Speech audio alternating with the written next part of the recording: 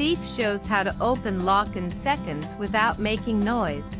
Viral video stuns viewers. Locking a door no longer guarantees the safety of a home and its valuables. In the past, breaking a lock was a noisy, difficult, and time-consuming task. However, these days, even the strongest locks can reportedly be opened with a simple trick.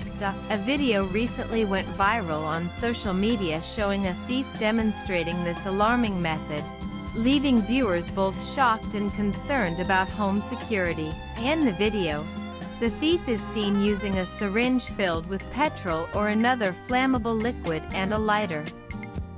He poured the liquid into the keyhole and the upper part of the lock, waited a few seconds, and then ignited it. The fire appeared to melt the lock's plastic components, allowing the thief to open it with minimal effort. Explaining the technique to police, he said that modern locks often contain plastic membranes that melt when exposed to fire, rendering the locking mechanism ineffective. The video has surprised many viewers on social media.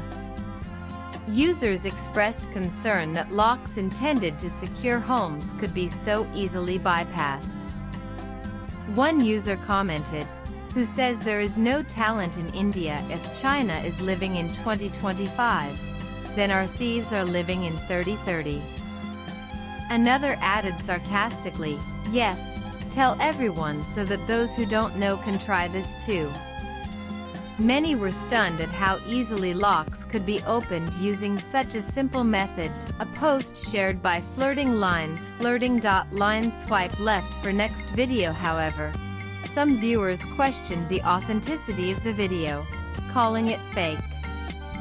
One user claimed to have tried the method without success, suggesting the video may have been created for views.